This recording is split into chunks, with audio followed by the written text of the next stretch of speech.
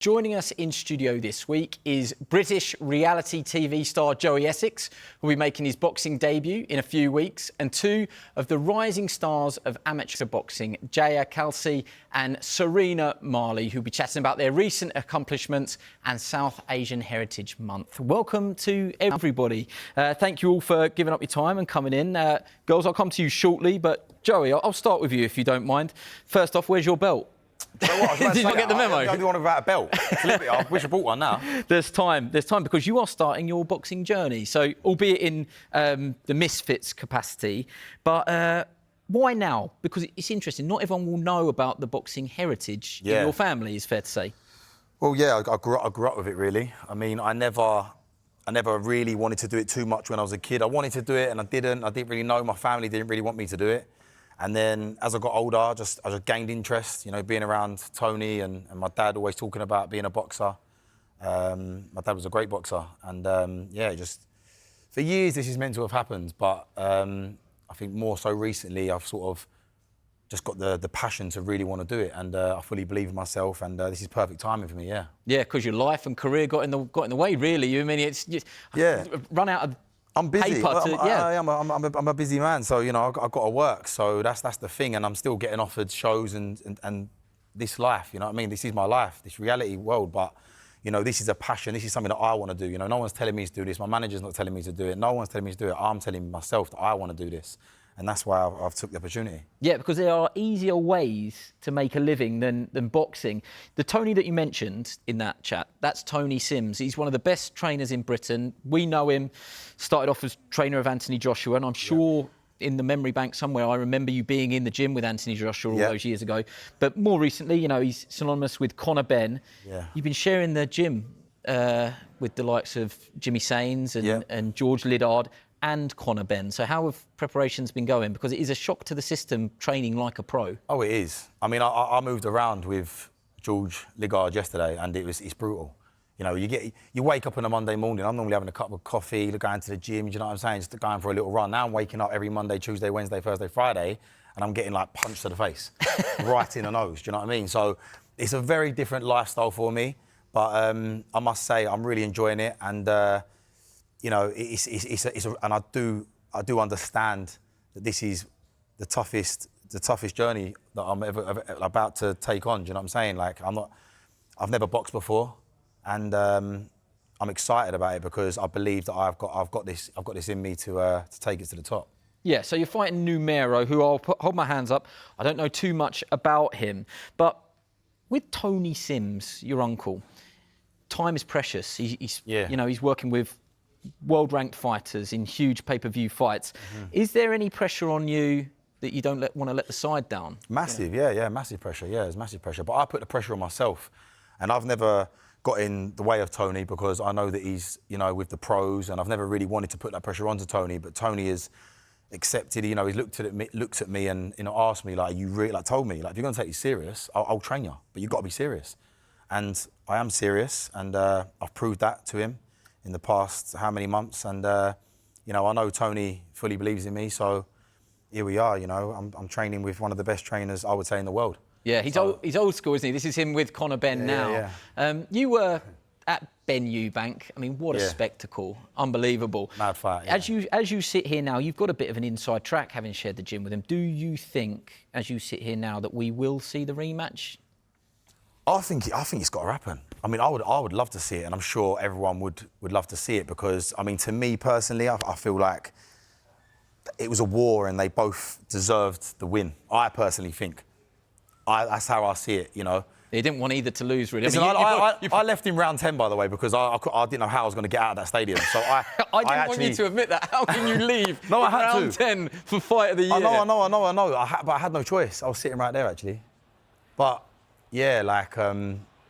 Were you surprised at how well Conor did against a naturally bigger man, or did you expect him to be able to meet Eubank like this? I expected Conor to do what he done and you know, get the job done, you know, and I feel like honestly like he deserved it just as much as Chris did.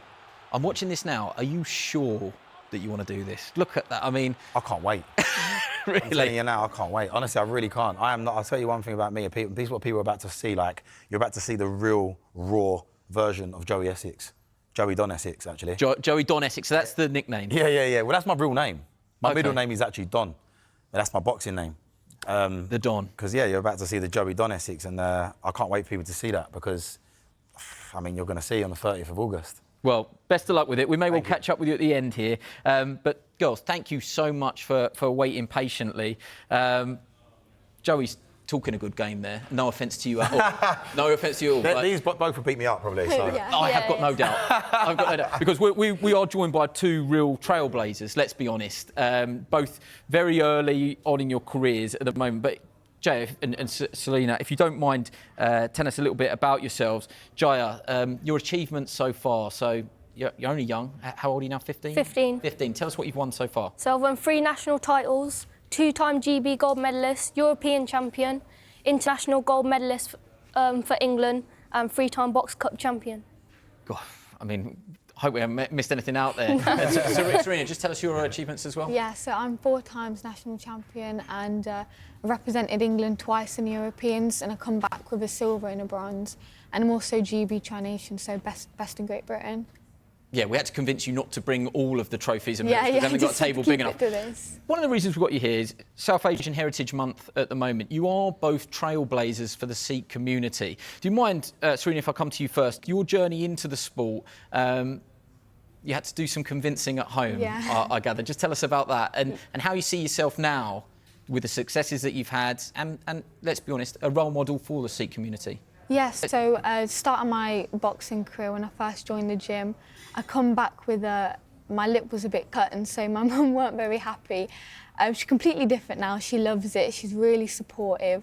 I really have to give a big shout out to my mum and dad because they're the ones taking me up and down the country all the time. And yeah, in our community, especially Sikh community, it's very pushed towards education. I mean, sports, and you don't see any South Asians really in sports, not really at an elite level. There's a few, like Amir Khan, for example, he made it quite big, but to do with Sikhs, there's really not much. So I really want to pave the way for the younger generation. There's a lot of more Sikh girls coming into the scene now, which I'm really excited about, see what's happened for the future. But yeah, listen, I'm here to show the younger girls that we can do it. I mean, we have a background of being warriors. That's what in Sikhs, and we're all warriors. So yeah, we need to show people what we're all about. And Jaya, I know you echo that. Have you noticed an increase in young Sikh girls coming through the gym doors? I mean, Edwin Cleary's gym, he supported you on this journey, he's brought you down today. Are you seeing, small seeds that we're planting at the moment that we hope are going to grow into big, successful trees? Are you seeing just drip feeding of more girls coming into the gym? Yeah, definitely. There's way more girls coming in the gym now, and yeah. You've both got your eyes, I think, as well, on 2028. Is that fair enough? Yeah. Is that the immediate 100%. dream? Jay, if I come to you first, the Olympics still represents the pinnacle of the amateur sport. Yeah, 2028 Olympics will be there. Will you remember us and bring in the medals, though? That's what I want to know. Will you Definitely. remember us, Joey and I? Will you remember us when you get there? What about professional sport, Serena? We've just had that MVP card topped by the trilogy with Katie Taylor and Amanda Serrano. Global audience of 6 million watched that on Netflix. There is an 6 million appetite and an audience there for these brilliant women who are showcasing their skills. God willing, you get to the Olympics and that's your dream. But do you one day have hopes and dreams of becoming a professional world champion as well? Yeah, of course, that is definitely the end goal. Once I've done Olympics, maybe even 2 cycles of the Olympics, get them golds and then 100% turn professional. I want to win all the bouts, create a legacy, and I think that that card with Katie Taylor and Amanda Serrano, that was really inspiring. I think we definitely need a lot more cards where it's all women's boxing, just to inspire the younger generation. Before we welcome our next guest, will you both give a bit of advice to Joey? As he stands at the top of that ramp, he's got his debut. What will you say to him? What can you impart on this guy? I think enjoy it, take it all in, honestly. It's your first fight, isn't it? First fight. Relax. If you trained hard, you trust yourself and you've got it all. If you have fun inside the ring, that's what you need. Yeah. I will. That's good advice. I'm going to have fun in that ring, trust me. Honestly, for sure. do it, enjoy it. Yeah. Work hard. Appreciate that. Work hard. That's it. There you go. Stay humble. I'm sprinting after this interview. Yeah, good. Not to get out of here, but if you've got training later. No, fine. Yeah, that's it. Yeah. Well, great advice. And I wonder, someone that we don't need to give her any advice. I mean, she's more than trained with all of this. Let's bring in our next guest. She was a trailblazer herself, a UK MMA, and after a brilliant 10-year career, announced her retirement from the Octagon in March. Has now made the move over to professional boxing. She'll be making her debut on the undercard of Paddy Donovan versus Lewis Crocker at Windsor Park in September. It's Molly McCann. Molly, thank you so much for joining us. That's okay, mate. How are you today? Really well, thank you. I'm in great company. But I want to ask you about your decision-making. So when most people retire from combat sports or MMA, it's usually time to drift off into retirement, have some holidays and chill. But you've done pivoted and done exactly the opposite. So why now? Why professional boxing? In all honesty, my body just couldn't take the impact of the MMA anymore. I suffered quite a heavy leg break last year. And it was just, I couldn't take the kicks anymore. And I think when you've got a bit of a chink in the armour or an Achilles heel, there's no point just fighting for money. I know some people like to do that, but that's just not why I choose to compete. And as a lot of people know, and a lot of people don't know, I come from boxing. I come from the amateur game, and it was always my dream to be a professional boxer. And the wonderful Mr. Eddie Hearn and everyone at Matchrooms give me that opportunity. So I'm absolutely buzzing, to be fair. A new lease of life for me. What are the biggest differences you would say? Obviously, you put the bigger gloves on now, but you did have an amateur career, as you mentioned. Do you think that you've got enough time, enough skill to fulfil that dream of becoming a professional world champion? And if so, how long do you think it will take you? Hey, well, we're going to see soon enough, aren't we? I wouldn't do it if I didn't think I could. I would have gone to I would have gone to Misfits with Joey, wouldn't I?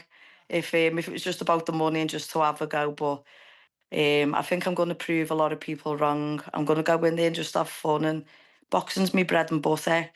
Everyone knows I like to punch. I like to sit in there and have a go. And you just can't do that in MMA when you've got the feet and knees and takedowns and kicks, and it's just boxing second nature for me. And I think the sport needs to be respected a bit more. I think there's other promotions, or even in the Misfits sometimes, I think the way that people conduct themselves isn't what the kids need to see growing up. You've got two young girls there who've just told you what to do in boxing, and that's be humble and respect the sport. And I think that's what I'm trying to do. I'm trying to lead the way with that as well. Yeah, well, you were a terrific ambassador, let's be honest, in mixed martial arts, and I'm sure that will continue in professional boxing. In an ideal world, how does that debut pan out? Is it a chance to showcase your skills, or do you want to get it done in double quick time and show that you've got punching power? What would be the ideal scenario? Ideal scenario, you get in, you win, you don't take any damage, and you show what you're capable of. I'd like it to go a few rounds just to get the rounds and the experience under my belt, but it feels different getting hit in the MMA gloves than it does the little boxing gloves. I tell you that much. There's not the MMA gloves. It's more of like a sharper shot, and then boxing gloves, it's like a big thud, and it feels a lot harder in the MMA, in the boxing gloves. Sorry, and that works in my favour, I think.